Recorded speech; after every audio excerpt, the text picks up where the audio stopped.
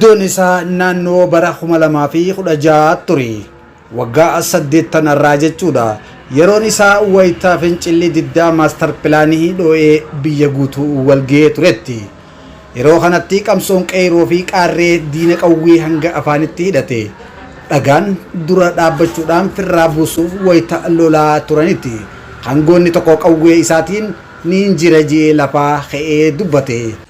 Boru seenaan akka nan gaafanne akka nama tokkotti akka jajjabeessan dhaamsa dhaamuu fi barbaada. Tulaan irraanfatin ammoota waan irraanfachuuti ammaatii fi qabeenyaa fi nageetiin barakaseeti jaartii bira jiru bosonaan jiraan. Kaan adam diimaa dhala. Bakkaan itti sibilu qunnamunaa beekaalee jaafii dhiiran wajjin baallamatan jedhanii. Waniin akka dhaamsaa tokko dhaamuu barbaaduun ummata ijoollee Oromoo ilmaan kana jechuudha. Hamaalummaa waraanaan beeyin, hamaalummaa akka tooftaa loltummaan beeyin, akkanumatti Oromiyaan ni bilisoomsinaa jedhanii abdii ummata Oromoo ala jiru, abdii dhaaba adda bilisummaa Oromoo. Kanaaf lafaa ka'anii bosona kanatti osoo dhoorkinu osoo ittifnu wal gubbaan qaaranii haadhumnuu harkuma duwwaa qullaa kanaan diina taankii fi madaafaan lolu kararratti baanee lubbuu teenya. Seenaan ummata Oromoo kan qabsoorra jiruu fi kan qabsoorra hin jirre kan biyya keessaatii fi kan biyya alaatis seenaan isaan haa gaafattu malee carraa humna oomishaa kaarra qabnu kanaan diinaaf hin jilbiibbannu jedhanii nu harkaa dhangalaanii dirqiidhaan bosonatti galanii jiranii jechuudha. Dubbatees qawween Oromoo diina tolchitee akka ajjeeftu kan itti mul'ise. Maqaan goota kanaa kan haadhaa fi abbaan isaa baasan Adam Ahmad jedhamus garuu maqaan namni kun hedduun ittiin beekan maqaa Adam Diimaa jedhamuun ture. Kanaaf boru seenaan akka nan gaafanne akka nama tokkotti dhaamsa bakka jiranii maatii tanaaf deeggarsa akka godhanii akka jajjabeessan dhaamsa dhaamuu fi barbaada. Deeggarsi alarraa godhamaa jirus hatattamaan ammatti wanni furmaata ta'u tokko abdii ummata Oromootii fi abdii dhaaba adda bilisummaa Oromootiif maatiin tun waan gaara seenteef if bira dabarsanii deeggarsa hatattamaa akka nu godhanii dhaamuu barbaada. Dhoorkuttiin jira jalaa hin badaa jira daggala kana keessa wanni hin deemee dhufeef jalaa baduuf filkii jalaa cufadde wal gubbaan qaaraa jira. Bakka maatiin keenya baatee daggala kuttetti hawaasni bal'aan taa'us abbootiin maatiidha hin hafnu dhaadannaan isaan godha jiran. Bara kana barri bilisummaati bara dagaagina bara bilisummaati bara gammachuuti dhumnee haatti dhabamnu malee hin teenyu jechuun ummanni Oromoo sagalee guddaa dhageessaa jira jechuudha. Kanaaf fuuldura keessanitti namuutu maatii kana daawwatanii ijoollee kana fakkaatu diinaan akka hin qisaasofne osoo rafne faala akkatti barbaaddanii dhaamsa dabarsuu barbaada. Waan na dhaggeeffataniif galatoomaa isin jedhan. Adam Diimaan gootummaa isaatiin as bahee diina jalaa gubbaan ummata Oromoo rakkisaa ture kan ija dhiiraa itti agarsiisuus danda'edha. Bakkoota hedduun lolee agaazii harcaasee saba isaatis boonsuu danda'ee jira. Adam Diimaa gisee Hamidoon maqaa keenya nama abbaa keenya aboo Maamad amma kun aadaa batin maal rakkoo qabaatan ta'e Mama keenya ijoolleen sun daa'imati tamaadirra jirti ijoolleen yaadatiin hojii nyaatu immoo baaraati walirra dhaabamti. Iddoo hawaasa oolan kana kun maamni biroo godhee nu waareen. Akkana baala deemnee gaara gubbaarra dhaabbannee gaditti mana citaatu qocina dhaabbannee kan walii gate makiinaan akka nu heeran akkana biggatan walii taasoo jira. Mana makiinaa garbaan taatira ol baanee asii walii gatee buti. Aanaa bilee adeemu didee. Ni aarre nuti hundinuu qawwee naannoo ulfaate malee aarree bu'anneeti akka boonu malaalee nuti dhaabbachiidha dhagaa bu'annee. Amma kana Tigireen bara gudura arreen lagi maadoo dajjara kun jiru warra akkanatti riba ana ta'e battala qabatee qawwee ol deeffatee wal dhaggeeffatu jiru.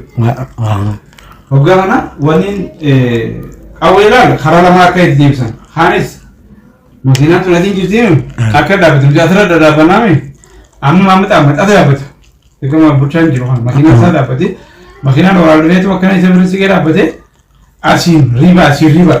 Iddoo tana mana qaraatii jira. Bisa. Mana qaraatii raawul beekaa dhaabbata makiinaan sarara jira makiinaan karaa makiinaan deemaa dhufee asuma jalli duraan qophaa'ee qabu harkaa bakka keenya kun. adam diimaan fantarra ati faare pe don idudana jiran Muhammad Ahmadi fi polisi kana marto hidhatee kilaash qabu cima dhiisanii tuma Muhammad Ahmad kilaash fannifatee poolisii fannifatee dhadhaabachuu jiranii isaan walamaan isaanii injimatu godhan Lagi kuma jadi ni dah. Gabina hisa gabet macam gabet ingrici mahina budara tak gajian macam gig gede arah itu lagi. Nanti kami di nanti orang nanti jadi dia butuh jenuh orang orang anti mendino gini mendino anti mantap only thar mendino anti ini ni dah aceri jadi hanya kau yang cepat irregular belanja. Ogana polisi Polisi ahun heddu ka marsise yaran egech yurku bagawan polisi amam mendino emate mendino je ka wekana gabafte ifra akana gafude akana ka qabate polisi tigrone ka tawcal nya ka wekana fani jiran ogana ni ka balegi ne kanye jelasi keto nate silasrat hekima akbar walinjan fedwa polisi gide akana qabate manawre ka chede namadani lagi gide konte mukhabbal Tuh tigrici. Muhammad Ahmad apa? Polisi apa? Polisi Muhammad Ahmad itu jadi sana ini. Orangnya kadang di mari peda, dua dah. Apa tadi ni? Oga Muhammad Ahmad tigrici kan ada juga apa berkorban. Dia kan orang safar suju. Mari juga ni, mari juga ni. Dua orang ni, dua ni. Warga apa ni juga Muhammad Ahmad. Anu gini mana? Gini cibir ti warga kan ti makina Afghanistan tadi ni wan kudan. Gini kil khabar tu boleh. Wallahi lan gurban khabare gurban il khabare to le de bi sem lagati laba gadab khabare de gurban khabare tan la no khofiseo ide kon il khabare to khana khabare tan ko fakhisaro rasalan wana jay bisto ik qawe akana to masha de tati intu wareme kitu yete qawe to taram tak inni khabare de kitu mo gote gurba Jadi dulu itu kok payah kan jiran lan lebih aku ijisa takarrat kata senjen itu gurba kabar gurba apa kok gurba kan ahmed raket derba nama kaisari isu masa kok kaisaro Wotadina dachase kana gazi harchase adam di mayo farse aye akka jallo babura kana garawa mura Yararge linci ana dubba arda madabilisumma cifraan hambaburi uburra gootummaa jeenummaa fi seenaa abbootiin isaa qabaachaa ture kan qaboo fi qabiyyeen lafarra jiran akka yaadatamanii fi qorataman kan daandii saaqee ture. Ni gurbamte jaanituma maqeedat tigeen tun akkuma afgaana erga sanii walli isaanis walleedhaan as bahee Adam diimaa jechuu jalqabee jira. Nam sadiniya mani sadima alibiya Hotelo labiya mani gafaro robiya mani nama alibiya Janna garo tarase hari tumana basu Wotadina dachase kana gazi harchase Adam di mayo farse Dacheenni guyyaa rakkinaa goonni gaafatee jabduu godheen maqaa Adam diimaarraa maqaa diinaraas ja'amuus argachuu danda'ee jira. Diina taankii fi madaafaan lolu kararratti baanee lubbuu teenya. Seenaan uummata Oromoo kan qabsoorra jiruu fi kan qabsoorra hin jirre kan biyya keessaatii fi kan biyya alaatis seenaan isaan haa gaafattu malee carraa humna oomishaa kaarra qabnu kanaan diinaaf hin jilbiibbannu jedhanii nu harkaa dhangalaanii dirqiidhaan bosonatti galanii jiranii jechuudha. Gooticha roorroo didee isa kuffisee kufu galataaticha sabaaf ta'uu riqicha. Gachi jiftee mire guyyaa kana ammoo gizee qawween dhaawamte Muhammad Ahmad gana shukuxiisaa baafatee itti qabu gurbate. Gana achi dhufaa ta'uu xiqqaa itti qabu dhidhiin gizee itti qaban bootara Eji sa denate ti cara sala cuisine Muhammad Ahmad ti kabe ti mota la di ichi se ki asma vis gidi ka wen bate do de lat mo gore ga gudi to mo kurba Amnesia amal qadu qaba Amnesia amal qadu qaba Ada robot setim baru qaba Sir ki hele lisi ada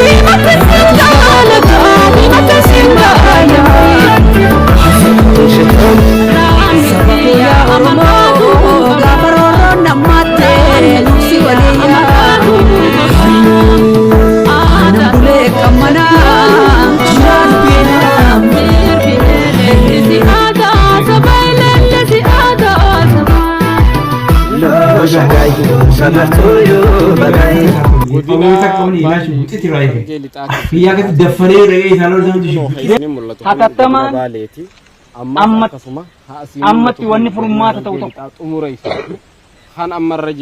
abdii uummata Oromootii abdii dhaaba bilisummaa Oromootii maatiin waan gaara seente bira dabarsanii deeggarsaa tattamaa akka nu godhanii kiiloomeetira ani dhaamu barbaada dhorkuutiin jira gaaro taraasee haariitu mana baasee wata diina dachaasee kana gaazii harcaasee adamtii raamisiyaa amal qaatu qabaa raamisiyaa amal qaatu qabaa aadaa bootatti mbooluu qabaa sirbi meelellisi aadaa sabaa leellisi aadaa sabaa loo shagayu samartuyu bagayi loo shagayu samartuyu bagayi meeka masiidu bagayi daawwata beeyu bagayi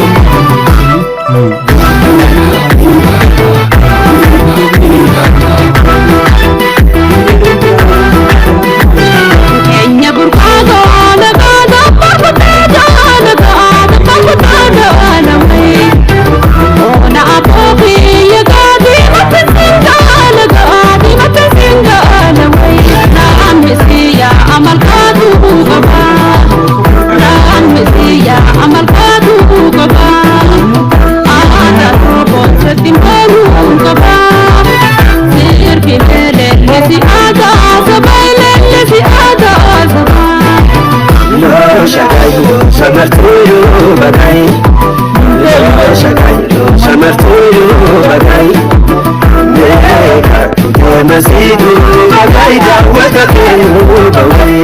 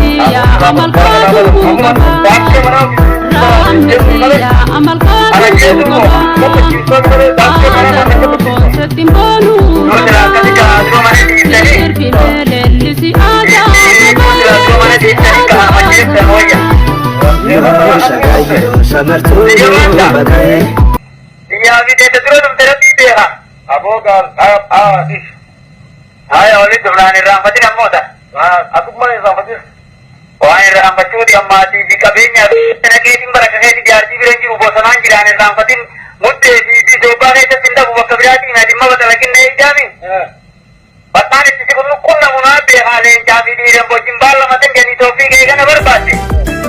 Madam pare se te pari bari jai. Amal kabu ke makana adam ni wanda to amal kabu ada to konsetin baru ya mani orang ke dia mani ada sabalen si ada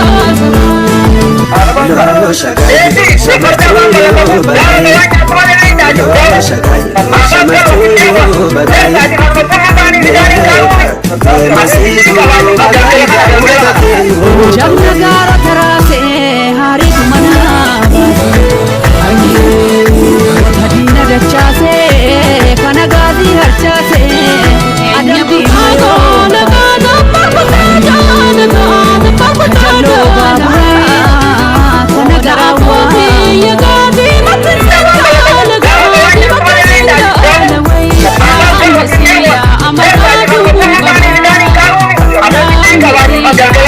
Hinahangga sabna kung adunya kanara jilatan objetihan sabasatis kung gudun menin gara-gara gara-gara si ari kung manabasa kanakadan sama kanagasi namun takbay wali kong dachase kanagadi harchase